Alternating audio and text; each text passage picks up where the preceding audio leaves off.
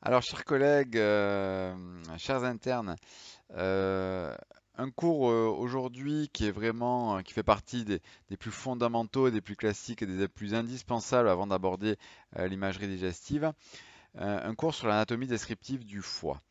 Donc, c'est un cours, j'ai marqué un remerciement à toute l'ancienne équipe des USN, ils se reconnaîtront. C'est un cours qu'on avait tendance à améliorer, à se refiler de PH en PH et de chef de clinique en chef de clinique quand j'étais à l'époque au CHU de Bordeaux. Cours qui avait été, dans lequel avait traîné, je dois en oublier, donc je vais me faire gronder, mais Sandrine Sirono, Véronique Sens, Benoît Diris.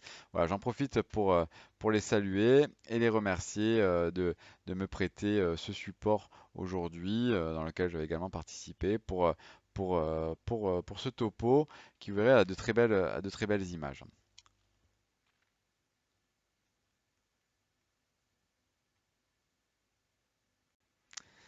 Donc quelques mots d'introduction pour débuter. Commencer. Le foie, c'est l'organe le plus volumineux de l'organisme. Il est localisé, vous le savez, à la partie supérieure droite de l'abdomen, dans l'étage sus-mésocolique, et il a des rapports en haut avec le diaphragme, en bas avec le côlon transverse et l'angle colique droit, et à gauche avec l'estomac et également la rate. Concernant sa morphologie extérieure, on dit qu'il a communément trois faces, une face supérieure, ou antéro-supérieure on va dire, une face inférieure et une face postérieure, et trois bords, antérieur, supérieur et inférieur. Donc maintenant on va regarder, on va découvrir cet organe qui tourne sur son...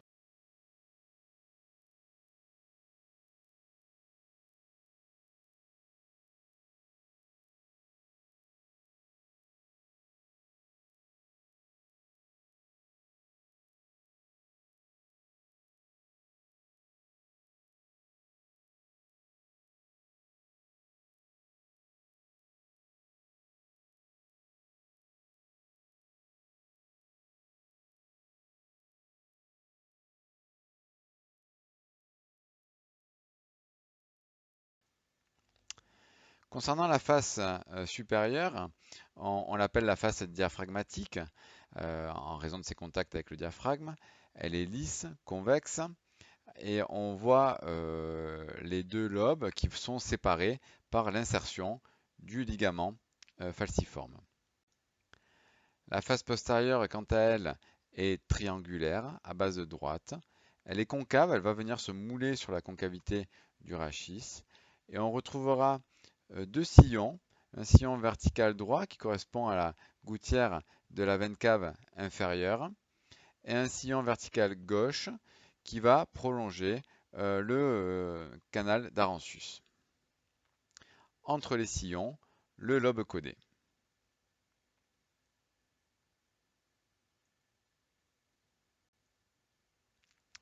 La face inférieure, quant à elle, est oblique en bas et en avant. Elle va regarder en arrière et à gauche. Et on retrouvera trois sillons. Le île hépatique en transverse et deux sillons antéro-postérieurs. À droite, la vésicule biliaire et le processus caudé. Et la veine cave inférieure, donc dans cet axe-ci. Et à gauche, le ligament rond et les sillons veineux d'Arensus. Alors les bords, un bord antérieur qui est dit mince et tranchant, un bord supérieur qui est mal limité, arrondi, et un bord inférieur qui est épais et mousse. Donc voilà la morphologie extérieure en TDM avec les différentes faces dans un plan coronal, la face inférieure dans un plan coronal, un plan sagittal. Et la visualisation de ces trois sillons de la face inférieure. Alors, le foie peut avoir des variations de forme. Tout d'abord, il aura sa forme habituelle. On peut fréquemment voir, notamment chez les jeunes dames, un volumineux lobe gauche avec une languette hépatique qui peut aller très loin en sous-phrénique gauche. Ou, à contrario, un lobe gauche de petite taille. Classiquement, on retrouvera assez régulièrement des empreintes diaphragmatiques, mais également des empreintes costales. Et puis, également, de façon assez fréquente chez le patient jeune et souvent la femme jeune, ce lobe de Ridel qui correspond à cette excroissance à la partie inférieure droite du foie après un petit goulet, un petit resserrement à cet endroit-là. Et puis il y a des variations rares comme le lobe de Poirier qui est à la face inférieure de S4 et la génésie du foie gauche, souvent liée à une anomalie vasculaire portale gauche. Donc ici, on voit un volumineux lobe gauche avec, vous voyez, une languette hépatique qui vient au contact de la rate en soufrénique gauche. Et également ici, un lobe de Ridel avec un foie qui descend très bas jusqu'en regard de la crête iliaque. Alors quand on a un lobe de Ridel avec un aspect typique dans ce cas-là, il faut faire attention car ce n'est pas vraiment une hépatomégalie, donc on ne peut pas se limiter uniquement à la mesure de la flèche hépatique droite. Il faut avoir l'œil et préciser qu'il s'agit en fait d'une fausse hépatomégalie.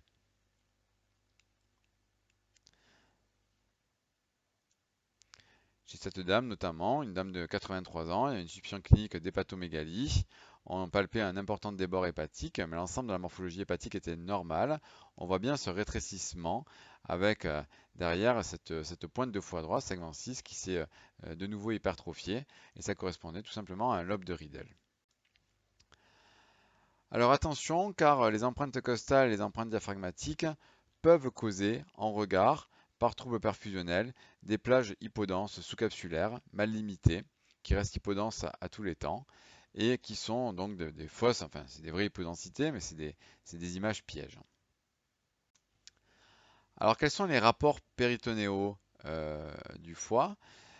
En arrière du foie, on retrouvera une zone dépéritonisée postérieure qui est située entre le ligament falciforme en haut et le sillon d'Arantius en bas et qui se nomme l'area nuda. C'est la zone d'insertion du ligament coronaire qui va se prolonger par deux languettes, les ligaments triangulaires droit et gauche. Ligament triangulaire gauche ici et ligament triangulaire droit ici. Autre rapport, le petit épiplomb, qui va être constitué des ligaments gastro-hépatiques et gastro-duodénal contenant le pédicule hépatique. Et pour ça, je vous recommanderais d'aller voir le topo sur l'anatomie du péritone qui est déjà en ligne. Donc les rapports péritonéaux, dans le modèle physiopathologique de la décompensation d'hématoacytique, c'est un modèle qui est très bon en imagerie de coupe pour voir les différentes zones d'insertion du foie.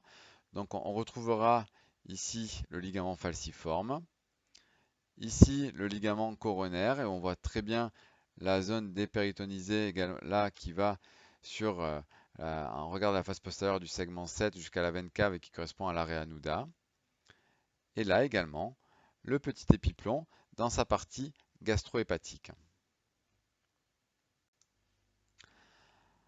Alors le ligament rond, bien évidemment chez les patients cirrhotiques qui ont une reperméation de la veine parombilicale, on va le retrouver très aisément.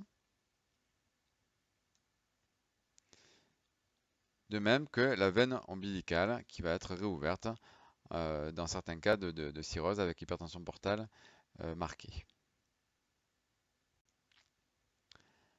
Alors les pédicules du foie, on aura tout d'abord le pédicule sus-hépatique qui correspond aux veines sus-hépatiques qui vont aller se jeter dans la veine cave inférieure et le pédicule sous-hépatique qui correspond à proprement parler au pédicule hépatique ou hépatique.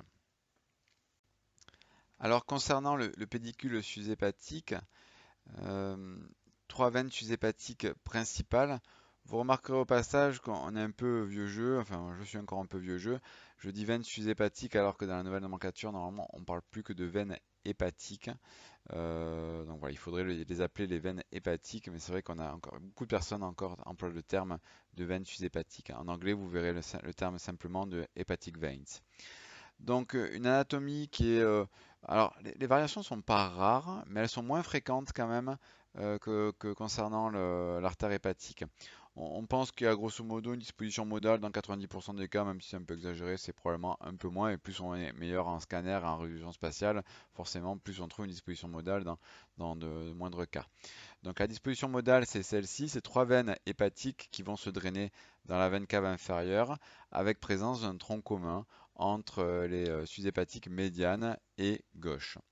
Voilà ce tronc commun qui est ici et qu'on retrouve, alors là on ne le voit pas très bien en scanner, parfois on le voit un peu mieux, qui est ici.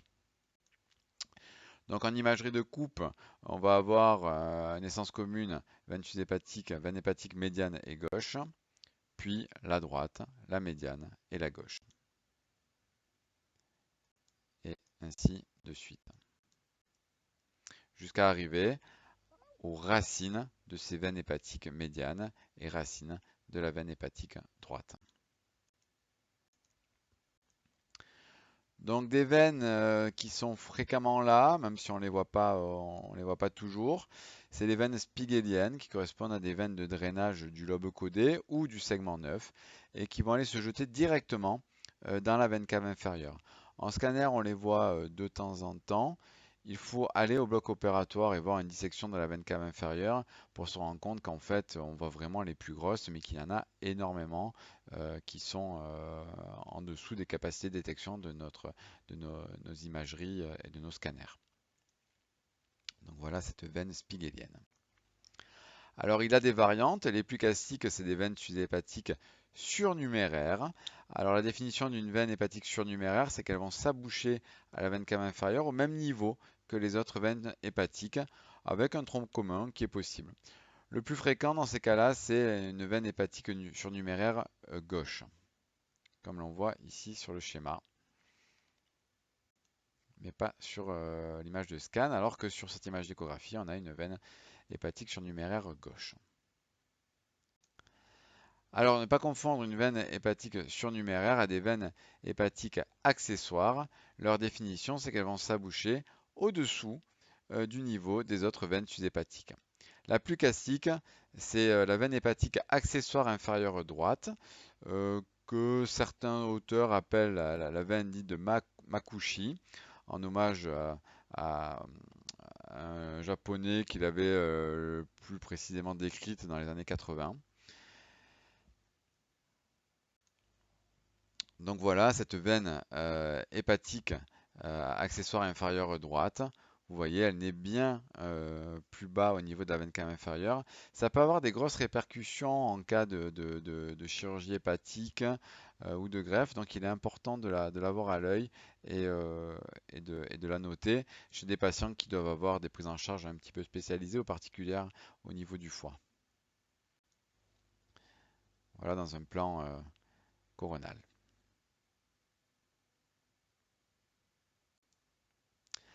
Alors le pédicule hépatique, quant à lui, va comprendre trois structures principales, la veine porte ou trompe porte, là où les artères hépatiques et les voies biliaires extrahépatiques. Alors vous vous rappelez cette image, quand on débute l'échographie, on nous demande d'arriver à avoir cette image des oreilles de Mickey avec le trompe porte au milieu, sur la droite la voie biliaire, le cholédoque ou le canal hépatique commun, et sur la gauche l'artère hépatique. Alors, il y a assez fréquemment des variantes anatomiques au niveau artériel hépatique. On retrouvera une artère hépatique moyenne foie total, c'est grosso modo dans 70% des cas, avec certaines variantes qui peuvent être une bifurcation précoce entre branche droite et branche gauche de cette artère hépatique moyenne, avec donc une artère hépatique propre très courte, voire une artère hépatique commune très courte et une artère gastro-duodénale qui va naître d'une de ces branches, en général, mais pas toujours, ou la droite, ou sinon la gauche, bien sûr. Alors l'artère hépatique droite, on appelle artère hépatique droite toute branche à destinée hépatique qui est issue de l'artère mésentérique supérieure. Elle a classiquement un trajet rétroportal. Le plus fréquemment, elle va vasculariser le foie droit. Donc on parle dans ces cas-là d'artère hépatique droite, foie droit. Dans de rares cas, elle va vasculariser la totalité du foie. Et on parlera alors d'artère hépatique droite, fois total. L'artère hépatique gauche, on appelle l'artère hépatique gauche toute branche à destinée hépatique qui est issue de l'artère gastrique gauche. Elle va cheminer, il faut avoir l'œil en imagerie de coupe, elle va cheminer dans le sillon du canal d'Arensus. Et classiquement, elle va vasculariser le lobe gauche, voire le foie gauche, avec le segment 4, c'est un peu plus rare. Et on parle d'artère hépatique gauche, foie gauche.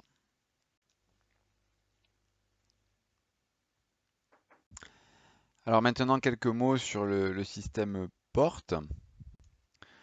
Donc l'anatomie du tronc porte, alors on voit qu'il est constitué par la confluence entre la veine splénique qui est ici, dans laquelle va se jeter la veine mésentérique inférieure pour former le tronc splénomésaraïque, puis la jonction entre le tronc splénomésaraïque et la veine mésentérique supérieure vont former le tronc porte. Alors la branche portale droite, elle a un court trajet transverse, puis elle va se diviser en une branche antérieure qui va vasculariser le secteur paramédian droit, une branche qui va monter ensuite dans le 8, une branche dans le 5, et une branche plus postérieure qui va aller vasculariser en cranial le segment 7 et en caudal le segment 6. Habituellement, lorsqu'on part sur des gestes d'embolisation au niveau du tronc porte, on va faire soit un abord au niveau de la branche portale gauche, soit si on pique en intercostal au niveau de la branche portale droite, on va plutôt essayer de viser la branche antérieure. Donc voilà, la branche portale droite. La sectorielle antérieure droite et la sectorielle postérieure droite, ou la branche paramédiane droite et la branche latérale droite.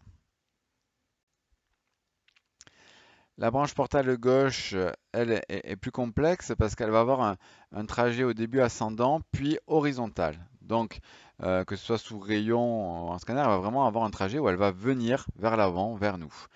Elle aura des branches de division, une latérale gauche pour le segment 2, qui va être finalement la première branche qui part de la branche portale gauche. Donc c'est comme ça qu'on la reconnaît souvent en scanner. En latérale gauche, donc pour le segment 2. Une paramédiane gauche qui va se terminer par le récessus de Rex, avec les branches pour le segment 3, donc toujours à gauche, et les branches pour le segment 4, avec là une anatomie assez complexe au niveau du segment 4, avec plusieurs branches qui vont au segment 4 à la partie supérieure, donc le 4A, et à la partie inférieure, le segment 4B. La limite entre le segment 4 et le segment 3 sera le sillon ombilical, et la limite entre le segment 2 et le segment 3 sera le plan de la suze hépatique gauche.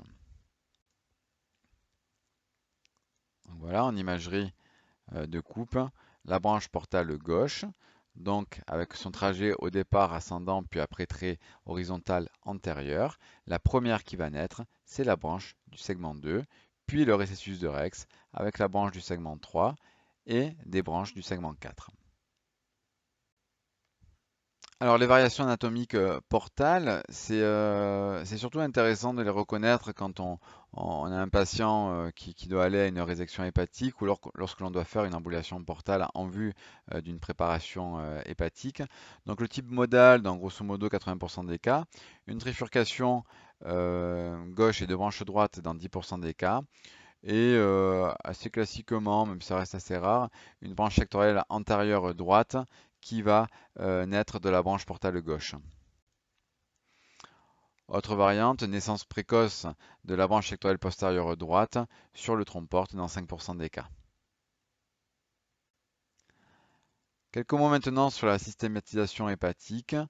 Vous savez qu'on différencie grâce au sillon, ligament falciforme, sillon ombilical, le lobe gauche du lobe droit. Donc le lobe droit qui va contenir tous les segments 5, 6, 7, 8, et également le segment 4. Et le lobe gauche qui va contenir segment 2 et segment 3. À différencier de la systématisation fonctionnelle qui est issue de l'anatomie biliaire portale et dans une moindre mesure artérielle hépatique, avec un foie droit dont la limite va être la veine hépatique médiane, donc avec les segments 5, 6, 7, 8, et un foie gauche qui va comporter le lobe gauche avec le segment 2, le segment 3 et le segment 4. Donc la fameuse systématisation dite de Quinault, de cet anatomiste français très connu dans le milieu chirurgical, avec ces scissures portales qui vont différencier différents secteurs et différents segments. Donc au niveau du foie droit, les segments 5 et 8 qu'on appellera le secteur paramédian droit, puis les segments 6 et 7 que l'on appellera le secteur latéral. Parfois on parle aussi de secteur postérieur droit et de secteur antérieur droit.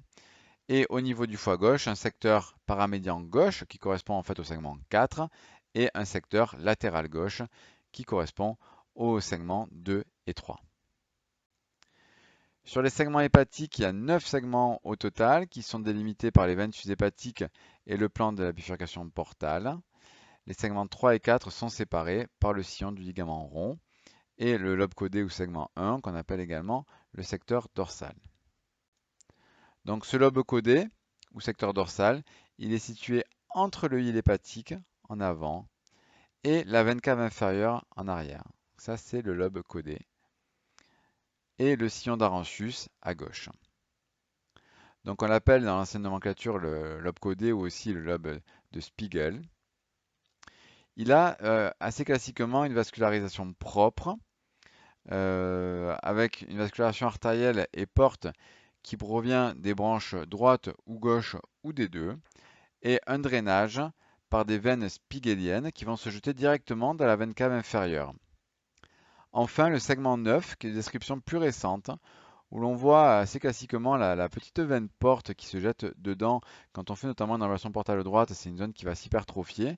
Il est sur le bord droit du lobe codé et classiquement on dit qu'il est sous cet ostium des trois veines sudhépatiques. Il va faire un peu la jonction, la zone de transition entre le lobe codé et les quatre segments du foie droit. Alors aussi différents exemples de lobe codé. Donc on l'a vu déjà tout à l'heure, le lobe codé qui est sur la première image qui est ici, avec cette belle veine spigelienne qui va se jeter directement dans la veine cave inférieure. Le segment 9, là, pour le coup, serait dans cette zone-là. Un lobe codé ici, où on voit bien deux branches portales qui vont le vasculariser directement. Un petit lobe codé ici, même un lobe codé qui est double, en fait, avec une sorte de scissure accessoire en son sein. Donc l'anatomie en coupe axiale, si on part sur une coupe assez haute du foie, en haut on aura le segment 2 qui sera un peu sur le bord gauche du plan de la suite hépatique gauche, le segment 4 ici, à droite de la suite hépatique médiane le segment 8 et à droite de la suite hépatique droite le segment 7. On va descendre, en arrière de la suite hépatique gauche le 2, en avant le 3, ici le fond de la branche portale gauche ou récessus de Rex, le segment 4, la suite hépatique médiane, le lobe codé que l'on voit ici, le 8 et le 7, avec centré au milieu la branche portale segmentaire du 8 et la branche portale segmentaire du 7. Une coupe passant maintenant par la bifurcation portale, c'est au niveau de cette bifurcation portale ou dans le plan de la branche portale droite que l'on va avoir cette zone de frontière entre en bas le segment 5 à droite et en haut le segment 8 et en bas le 6 et le 7. Si on veut vraiment aller plus précisément, il suffira de suivre les branches sectorielles portales antérieures et postérieures et leurs sous-branches qui vont à chaque segment. Donc le ligament rond ici, le segment 4 sur la gauche de la veine hépatique médiane, le 2 et le 3. Ensuite une coupe plus basse avec le plan de la vésicule biliaire qui va donner la frontière, le bord droit du segment 4, le sillon du ligament rond qui va donner la zone frontière pour le bord gauche du segment 4 et à gauche la languette hépatique sur la partie basse qui correspond au segment 3. Et à droite, le 5, puis le 6. Donc anatomie en coupe axiale en TDM, on retrouve nos différents segments.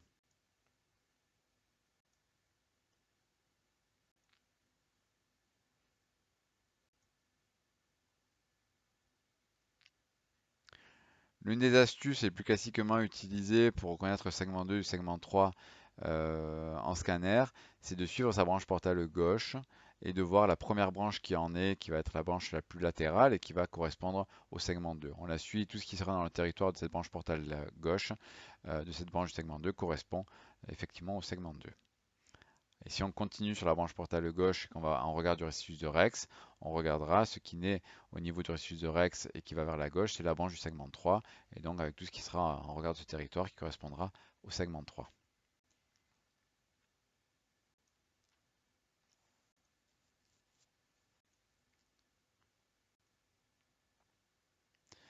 Donc bien évidemment, le secteur qui sera sur le bord droit de la vésicule biliaire correspond, enfin le segment correspond au segment 5. Alors les principales résections hépatiques réglées, pour finir, elles sont réalisées le long des scissures anatomiques. Elles doivent impérativement préserver au minimum 25% de volume de foie fonctionnel. On parle de 35-40% en cas de cirrhose. Vous savez maintenant également qu'on a un outil diagnostique qui est capital, bien que de ressources limitées, c'est la scintigraphie à la mébrophénine, qui nous permet au-delà du volume de calculer la qualité du futur foie récent sur son côté fonctionnel. Et on a des outils de radiologie interventionnelle comme l'ambulation portale ou dans une autre dimension, la radioembolisation, pour jouer sur les mécanismes d'atropho-hypertrophie euh, en vue de la préparation de ces résections hépatiques. Donc des résections limitées, il y aura des segmentectomies, des bisegmentectomies ou des sous-segmentectomies. La bisegmentectomie 2 plus 3, c'est donc la lobectomie gauche. La segmentectomie du segment 4A qui est faisable. Et puis 5 hépatectomies majeures. L'hépatectomie droite qui correspond à la résection des segments 5, 6, 7 et 8. L'hépatectomie gauche qui va correspondre à la résection des segments 2, 3 et 4. Ou l'hépatectomie centrale qui peut correspondre à une résection du 4, 5, 6, du 4, 5, 8 ou du 4, 5 et 1. Et les hépatectomies élargies qui correspondront à une hépatectomie majeure plus un autre segment. Donc on parlera d'hépatectomie droite élargie au segment 4 qui correspond à une lobectomie droite et qui ne pourra se faire qu'après, la plupart du temps, ambulation portale droite, ou une hépatectomie droite élargie au segment 1 et une hépatectomie gauche élargie au segment 1 qui est également une hépatectomie élargie. Et une hépatectomie super élargie, un ancien terme, hépatectomie majeure associée à 2 ou 3 autres segments. Hépatectomie droite élargie au segment 4 et au segment 1, l'hépatectomie gauche élargie au segment 5, 8, plus ou moins 1. Voilà, c'en est tout de ce cours